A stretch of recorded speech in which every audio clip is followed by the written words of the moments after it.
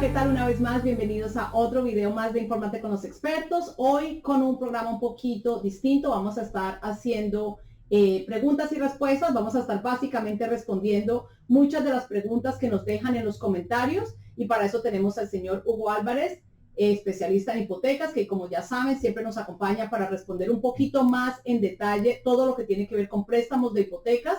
Bienvenido, Hugo, ¿qué tal? ¿Cómo estás? Muy bien, gracias. Como siempre, muchísimas gracias por tu tiempo. Y una de las preguntas que nos hacen mucho, ya saben, señores, que solo para empezar esto, de pronto muchos de nuestros seguidores ya tienen esta respuesta, ya la saben, pero como siempre, personas nuevas se unen a nuestro canal. Tenemos que obviamente darle el mismo respeto, tratar de actualizar siempre la información y obviamente responder lo que ustedes quieren saber. Una de las primeras preguntas es, ¿qué puedo hacer si quiero comprar casa y mi crédito está bajo o no tengo un buen crédito? Sí, mira, el crédito en realidad es algo que podemos manipular hasta cierto punto de una manera muy fácil. Entonces, número uno, hay que checar por qué está el crédito bajo. ¿Ok? Es como el primer factor, porque si es por alguna cosa grave como una bancarrota o si es algo como por posesiones o porque me metieron en un foreclosure, son temas un poquito más serios y cada uno tiene una manera diferente de arreglarlo. Entonces, si son temas así, sí definitivamente necesitamos sentarnos con las personas y ver cuál es la manera más fácil de hacerlo. Ojo que igual hay productos y igual hay manera que se puede hacer. Entonces no quiere decir que no, pero sí hay que indagar un poquito más el por qué pasó y hace cuánto tiempo, porque los años que hayan pasado también es un factor grande.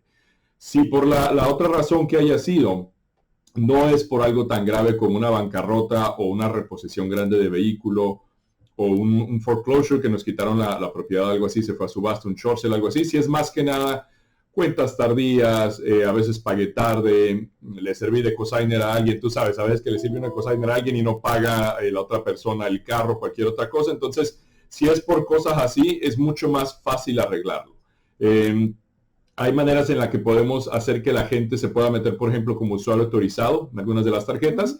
Lo pueden meter a esa persona, las activan, las utilizan un par de veces y ya con eso pueden ellos empezar a mejorar su crédito de una manera muchísimo más fácil. Y es cuestión que a veces nada más toma un par de meses. Entonces es relativamente fácil de arreglar eso y no debe de ser un dolor de cabeza demasiado grande. Cuestión de 30, 40 días por ahí más o menos y ya podemos accederlo. Siempre nosotros podemos hacer el préstamo con 620, 640 de puntaje. Pero lo que siempre decimos, mientras más alto esté mi puntaje es mucho mejor porque me va a ahorrar a mí muchísimo dinero, especialmente ahorita que las tasas de interés están tan altas, es mejor tenerlo arriba de 700.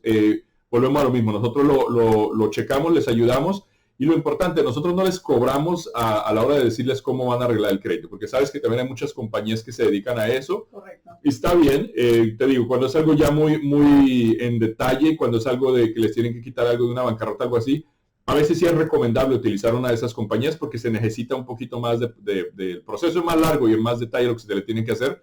Pero cuando son cosas sencillas, nosotros le damos las instrucciones a la gente y ellos mismos los pueden hacer. No es cosa del otro mundo, es sencillo relativamente. Y definitivamente, señores, sepan lo que está diciendo Hugo. Sí necesitamos ver cómo está nuestro crédito. No tenemos que necesariamente esperar hasta el final, cuando ya estamos listos o tenemos el dinero para comprar la casa. Podemos simplemente hacer una consulta completamente gratis, mirar cómo está el crédito. De hecho, lo hacemos muchísimo con muchos de los clientes. A veces tienen todo ya listo, pero cuando Hugo corre el crédito se da cuenta que hay que mejorar su crédito. De pronto no está donde debe estar y tenemos que esperar un par de meses más para que pueda subir, perdiéndonos de buenas oportunidades. Así que no tenemos que esperar necesariamente a eso, pero si queremos tratar de comprar casa en un futuro es monitorear el crédito y si necesitamos ver de qué forma arreglarlo, definitivamente siempre nos pueden llamar y le podemos ayudar con mucho gusto con eso. Correcto. La siguiente pregunta es si podemos comprar casa con Tax ID. Recuerden que siempre les decimos manténganse informados en el mercado local, no a nivel nacional. También una de las cosas que te quería preguntar aparte de esto, o sea que son dos preguntas en una para ti, Hugo, es si es diferente las reglas que se aplican para los préstamos de Tax ID dependiendo del estado, porque a veces escuchamos un tipo de down payment diferente para préstamos de Tax ID en otro estado. Entonces quiero que aclares un poco eso porque siempre hay que enfocarse en el mercado local y si las reglas son distintas dependiendo del estado. Mira, para empezar, las leyes son distintas en todos los estados. Entonces, basándonos desde eso, siempre va a haber una variante de un lugar a otro, ¿no? Por ejemplo, California y Texas son de los lugares que son a veces un poquito más estrictos en cuestión a Nueva York también, de hecho, comparado a otros estados. Son de los 3 de los estados que son más complejos. Te doy un ejemplo sencillo. En Florida no necesitas tú abogados para cerrar. Acá en el estado de Nueva York es requerido. Entonces, siempre como las leyes son diferentes, los inversionistas aplican a veces también o ven el riesgo de manera diferente. Entonces, siempre va a haber una variante y eso lo tenemos que entender. No va a ser siempre exactamente lo mismo.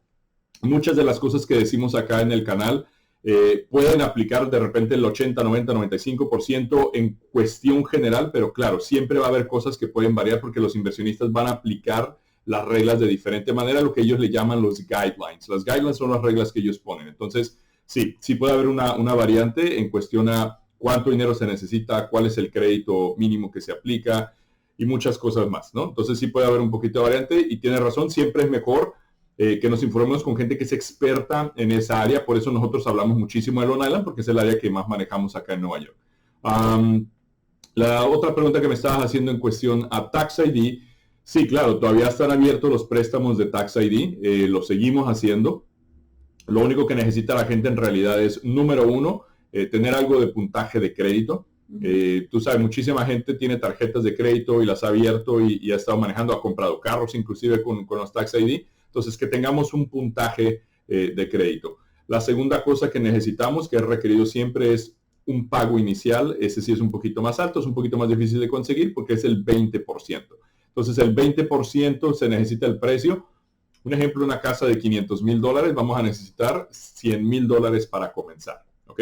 Nos piden esa entrada, ese down payment más alto, porque ellos es como mitigan ellos el riesgo de que no nos tienen que pedir social, no nos piden permiso de trabajo, no nos piden absolutamente nada de eso. Entonces, se le llama Equity-Based Lending. Quiere decir que estos inversionistas están preocupados en ver que la gente tiene buen crédito y que va a poner un buen down payment, que la casa, Dios no lo quiera, llegue a pasar algo malo con la propiedad, perdemos el trabajo, lo que sea.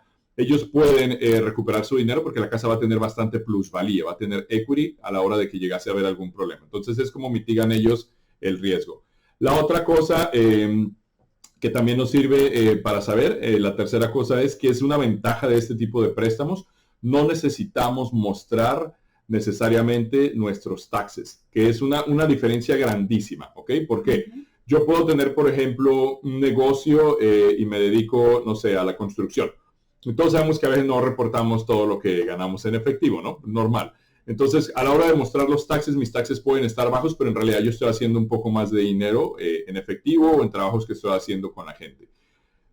Siempre y cuando mi contador me haga un estimado, se llama estado de pérdidas y ganancias, en inglés se le conoce como un P&L, Profit and Loss Statement, con que ellos me pongan los últimos 12 meses cuánto dinero he hecho yo, el banco se va a basar, el inversionista se basa en eso, no en los taxes. Entonces yo puedo haber tenido, que nos ha sucedido en varias ocasiones, impuestos que llené relativamente bajos, pero me van a decir solamente los últimos 12 meses cuánto dinero estuve ganando. De repente me fue muchísimo mejor en los últimos 12 meses y puedo presentar eso para yo calificar. En cuestión de los empleados, los que no tenemos negocio, necesitamos una verificación de empleo. Es un formato que ya está hecho. Nosotros simplemente se lo enviamos a los empleadores, ellos lo completan y nos dicen cuánto es que está ganando la persona. Pero no necesitan mostrar colillas de cheque, no necesitan mostrar taxes tampoco, ni las formas W2. Entonces, la desventaja más grande hasta cierto punto es, número uno, sí va a ser el interés un poquito más alto que un préstamo normal.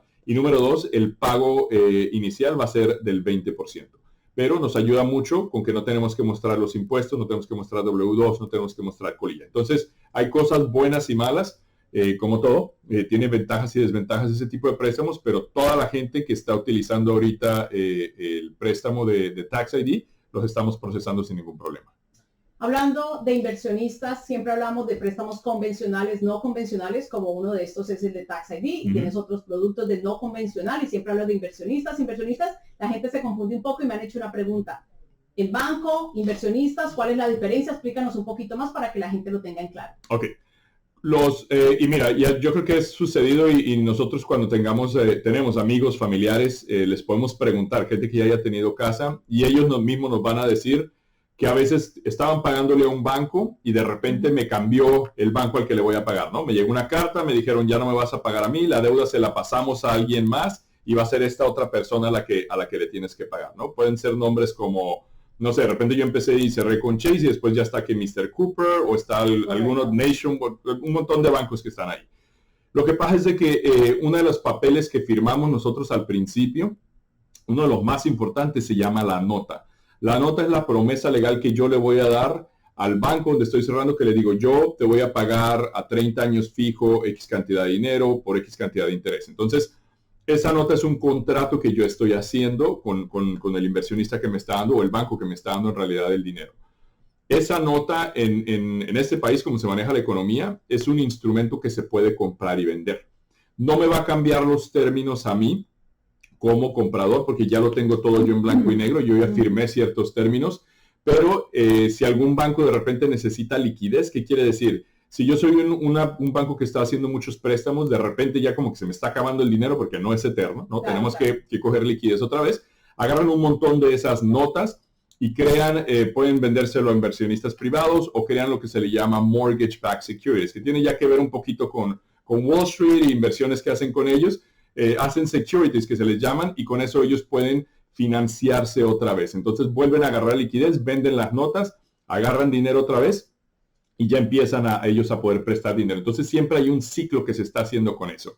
Hay instituciones que se dedican, que ellos no quieren, por ejemplo, prestar directamente. Ellos solo quieren invertir en esas notas. Y esos son los que se le llaman los inversionistas. Okay. Hay instituciones que se les llama servicers, que son los que nos están mandando los statements, ellos pagan los taxes, ellos pagan el seguro de casa y ellos tampoco no quieren tener nada que ver con producir el préstamo, sino nada más atenderlo, sino darle el servicio mes con mes para que siga moviéndose. Entonces, es la empresa de la industria de las hipotecas, no es solo el banco directamente. Detrás de eso hay muchísimas cosas también y muchísimas más jugadores que estamos en este mundo de los préstamos. Entonces, por eso es que puede haber bancos, puede haber services, puede haber inversionistas y se pueden entre ellos todavía mover muchísimo los préstamos. Lo importante es entender que a mí como comprador no me va a cambiar los términos. Yo ya firmé algo, yo ya tengo algo por escrito y tiene que quedar de esa manera.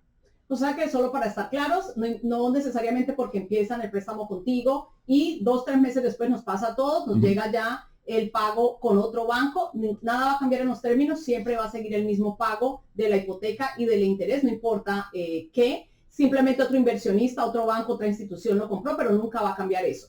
Otra pregunta que nos hace mucho referente a eso. Antes de que me preguntes la otra, nomás para dejar claro, también va a variar, también depende de qué tipo de préstamo, porque depende quién asegure el préstamo, porque FHA está asegurado por el gobierno, convencional puede estar asegurado por Fannie Mae o Freddie Mac.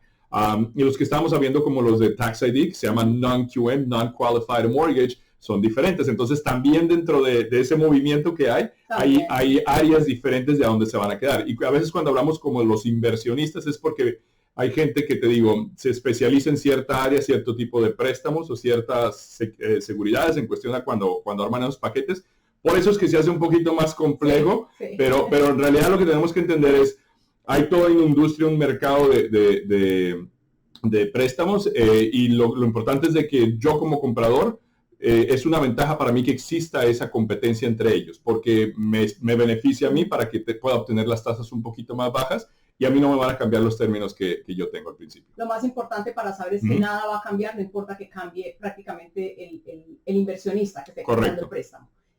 Hablando de eso mismo, tipos de bancos comerciales que conocemos donde tenemos las chequeras, donde tenemos el dinero, los savings, que vemos en todas partes, todos los vemos por todos lados, y tipos de solamente hipotecas, tipos de bancos que solo se dedican a esto. Mucha gente se siente insegura porque dice, pero ¿cómo no he visto tu banco? Y eso pasa muchísimo en la industria de hipotecas. Explícanos un poco de eso para que la gente lo tenga en cuenta y el porqué de esto, por qué no irme con un banco comercial que es donde yo tengo mis savings, pero irme directamente con un banco que se dedique solo a hipotecas. Mira, yo bromeo con esto, yo digo que todos esos bancos comerciales que están por todos lados son como los McDonald's, ¿no? Que están en cada esquina, y nosotros somos un poquito más como algo gourmet, somos los chefs que nos dedicamos como el buen restaurante de Exacto, entonces, sí, tiene mucho que ver. ¿Por qué? Porque ellos no se dedican solamente a préstamos, es una división. Entonces, casi siempre esos bancos grandes tienen divisiones de mortgage, tienen de tarjetas de crédito, tienen de préstamos estudiantiles, de cuentas de cheque. Entonces,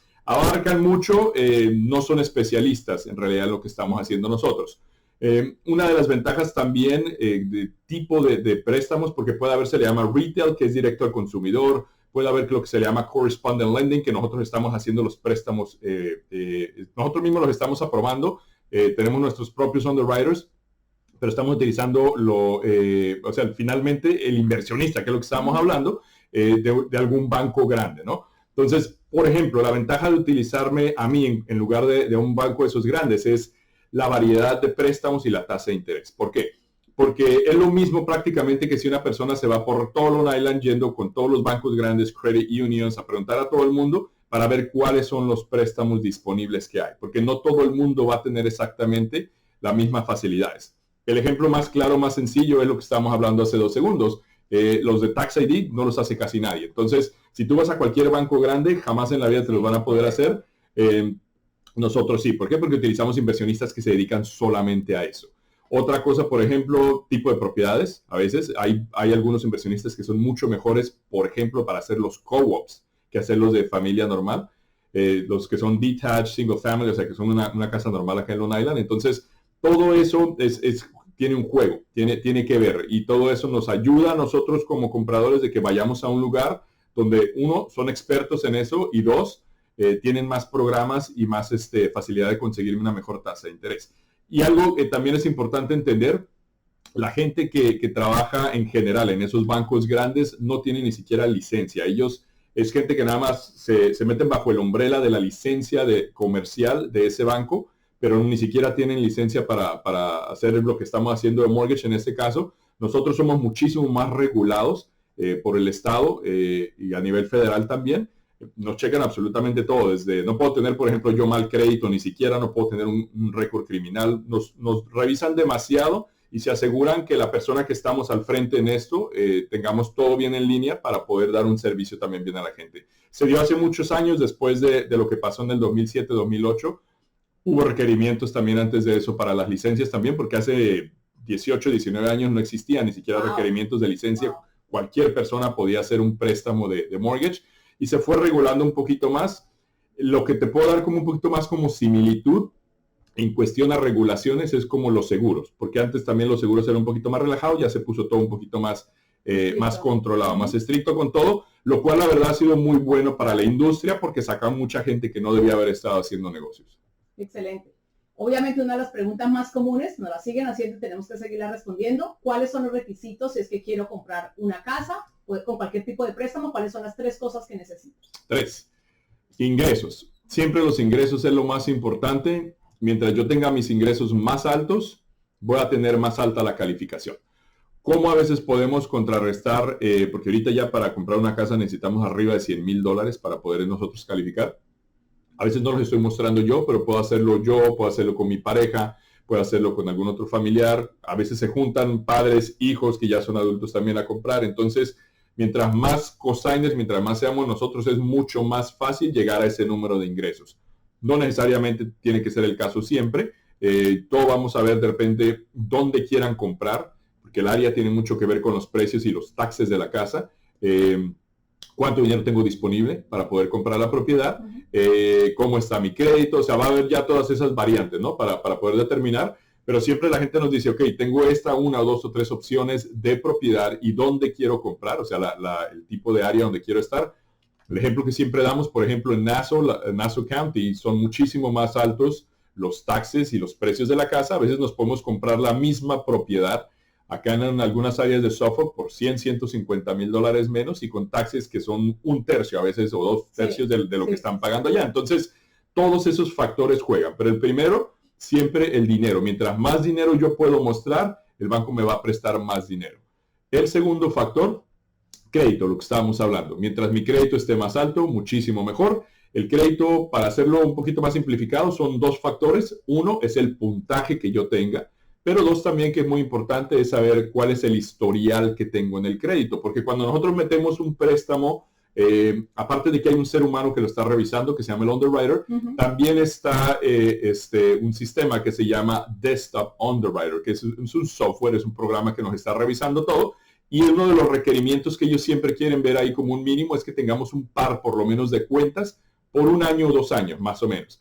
Mientras más cuentas abiertas tengamos activas por 2 años, 3 años, se hace muchísimo más fácil la aprobación y nos da un poquito menos de problemas. Si llega a haber una situación que le hemos tenido a veces gente que tiene el crédito un poquito más nuevo, hay maneras de hacer crédito alternativo. Yo puedo, por ejemplo, mostrar que he estado pagando mi celular por los últimos 12 meses. Estoy pagando mi telecable también. Son utilidades, son cosas que yo estoy pagando también. Me da ese récord y yo lo puedo meter, en este caso no como consumidor, sino yo como banco, yo lo meto eso como líneas de crédito alternativo, las cuales me pueden ayudar para crear ese historial. Porque de repente sí tengo el puntaje alto, pero es porque acabo de sacar una tarjeta hace 6 meses y no tengo todo ese historial desde hace tiempo.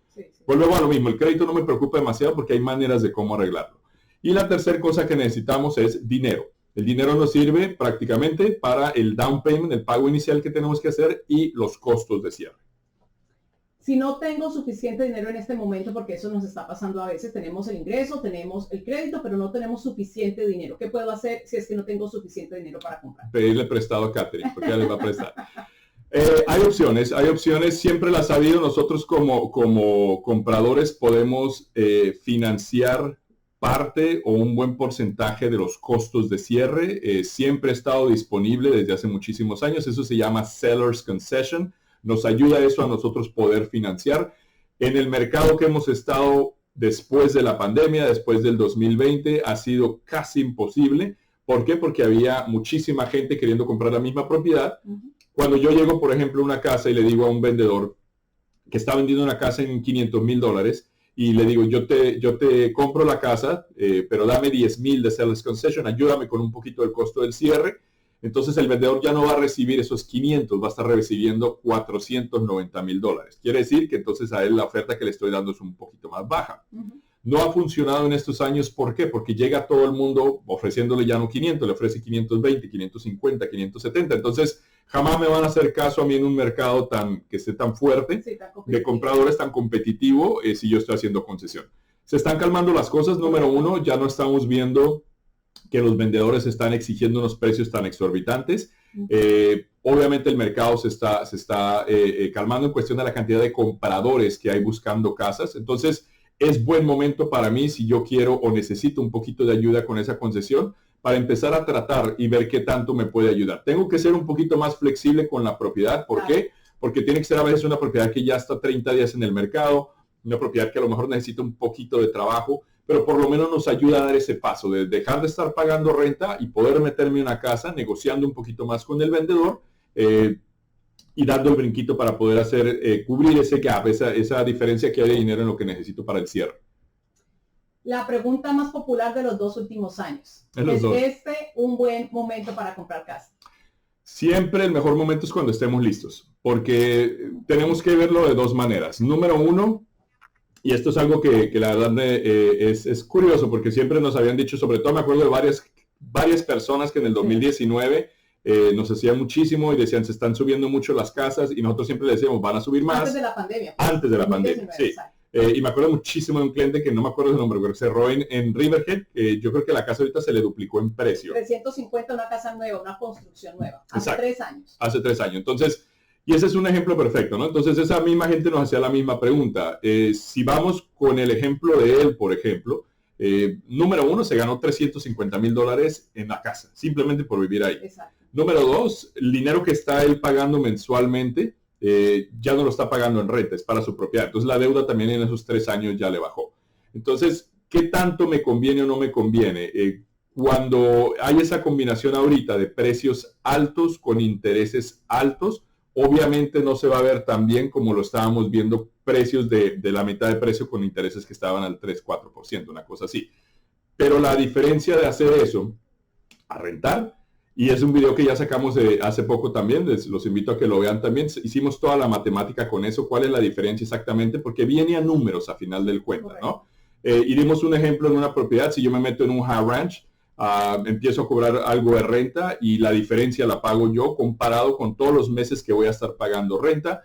La diferencia también que me puede hacer a la hora de ya hacer los taxes, porque me beneficia tener una propiedad a mí también. Puedo deducir un montón de cosas con eso también. Todas esas cosas. Entonces, en realidad, siempre nos conviene más por 2 razones. Ya una es personal, es decir, ya quiero tener mi hogar, quiero tener mi espacio, quiero tener todo. pero financieramente, aunque ya no sea tan exageradamente atractivo como lo era antes, las rentas siguen subiendo. Es el problema. Entonces, siempre ese va a ser el factor. Si tú me dijeras que las rentas estuvieran ahorita en 1,000, 1,200 por 3 recámaras en cualquier parte de Long Island, seguro. Y hay gente que sí tiene a veces suerte, familiares o cosas así, y de todo modo lo que hacen, compran una casa de inversión, porque de repente ya no van a vivir ellos en la propiedad, pero lo hacen para invertir en la propiedad, para seguir ganando dinero, sacan renta de esa casa y lo que estaban pagando esos 1,000, 1,200, 1,500 viven gratis. Entonces, la casa no solo hay que verla como algo, como un hogar, que es lo que necesitamos para nuestra familia, para esto y lo otro, sino también como un vehículo de inversión. Definitivamente, como ya saben, señores, y lo acaba de decir Hugo, el mejor momento para comprar es cuando estamos listos. Como siempre, Hugo, muchísimas gracias por tu tiempo. Sigan haciéndonos las preguntas. Como siempre lo decimos acá, en su idioma, con mucho gusto contestamos sus preguntas. Ya saben que para una consulta completamente gratis nos pueden llamar al 631-627-3853. Y si no es más, Hugo, nos vemos en un próximo video.